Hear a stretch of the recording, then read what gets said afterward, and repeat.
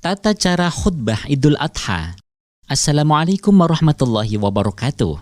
Sahabat muslim hafizakumullah, Hari Raya Idul Adha merupakan salah satu hari raya dalam agama Islam. Rasulullah SAW memerintahkan umat Islam berduyun-duyun keluar rumah untuk bersama-sama merayakan hari raya ini. Bahkan bagi perempuan haid juga disunahkan turut melakukan hal yang sama. Meski terpisah dari tempat sholat, dalam menjalankan rangkaian sholat Idul Adha disunnahkan melaksanakan khutbah Id.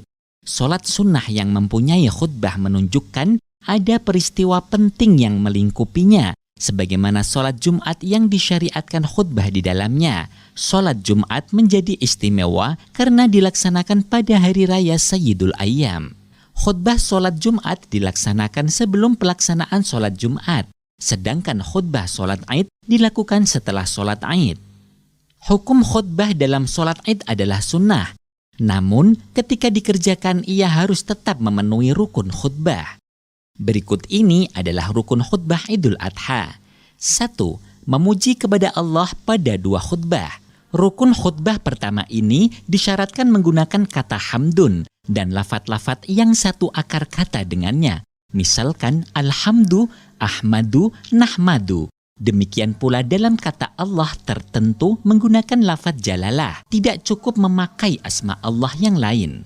Contoh pelafalan yang benar misalkan alhamdulillah, nahmadulillah, lillahil hamdu, ana hamidatullah, allaha ahmadu.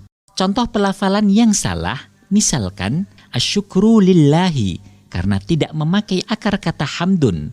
Alhamdulillahirrahman, karena tidak menggunakan lafaz jalalah Allah. 2. Membaca solawat kepada Nabi Muhammad pada kedua khutbah. Solawat yang dibaca harus menggunakan kata as-sholatu atau lafaz yang satu akar kata dengannya. Sementara untuk asma Nabi Muhammad tidak tertentu menggunakan nama Muhammad seperti Ar-Rasul, Ahmad, An-Nabi, Al-Bashir, An-Nadhir, dan lain-lain. Hanya saja penyebutannya harus menggunakan isim dhahir, tidak boleh menggunakan isim dhamir kata ganti menurut pendapat yang kuat, meskipun sebelumnya disebutkan marji'nya. Contoh membaca solawat yang benar, as-salatu ala nabi, ana musallin ala Muhammad, ana usalli ala Rasulillah.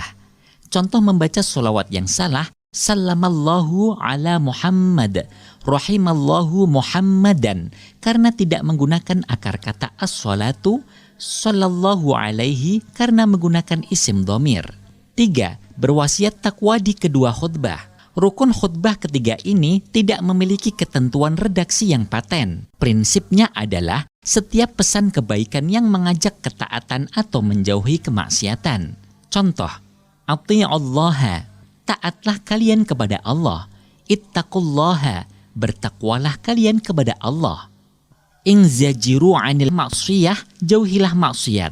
Tidak cukup sebatas mengingatkan dari tipu daya dunia tanpa ada pesan mengajak ketaatan atau menjauhi kemaksiatan.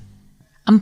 Membaca ayat suci Al-Quran di salah satu 2 khutbah. Membaca ayat suci Al-Quran dalam khutbah standarnya adalah ayat Al-Quran yang dapat memberikan pemahaman makna yang dimaksud secara sempurna, baik berkaitan dengan janji-janji, ancaman, mau'idhah, cerita, dan lain sebagainya. Seperti contoh, ya ayyuhalladzina amanuttaqullaha wa kunu ma'as-shadiqin. Wahai orang-orang beriman, bertakwalah kepada Allah dan bersamalah orang-orang yang jujur. Al-Quran Surah At-Taubah ayat 119. Tidak mencukupi membaca potongan ayat yang tidak dapat dipahami maksudnya secara sempurna tanpa dirangkai dengan ayat lainnya. Seperti thumma nadhara, kemudian dia memikirkan. Al-Quran Surah Al-Muddathir ayat 21.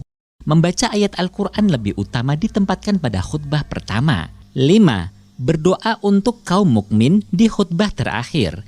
Mendoakan kaum mukminin dalam khutbah Jumat disyaratkan isi kandungannya mengarah kepada nuansa akhirat, seperti Allahumma ajirna minan nar. Ya Allah, semoga engkau menyelamatkan kami dari neraka. Allahumma ghfir lil muslimin wal muslimat. Ya Allah, ampunilah kaum muslimin dan muslimat. Tidak cukup dengan doa yang mengarah kepada urusan duniawi seperti Allahumma atina malan katsiran. Ya Allah, semoga Engkau memberi kami harta yang banyak. Sahabat muslim hafizakumullah, dalam khutbah Id, khatib disyaratkan berdiri bila mampu. Apabila khutbah dilaksanakan dengan cara berdiri, khatib disunnahkan menyela kedua khutbah dengan duduk sebentar. Sahabat muslim, pada khutbah pertama, khatib disunnahkan memulainya dengan membaca takbir 9 kali.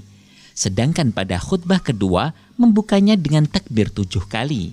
Saat khutbah berlangsung, jamaah diperintahkan untuk tenang, mendengarkannya secara seksama agar memperoleh proses kesempurnaan sholat Id. Wallahu a'lam. Demikian penjelasan mengenai rukun-rukun khutbah. Semoga bermanfaat. Wassalamualaikum warahmatullahi wabarakatuh.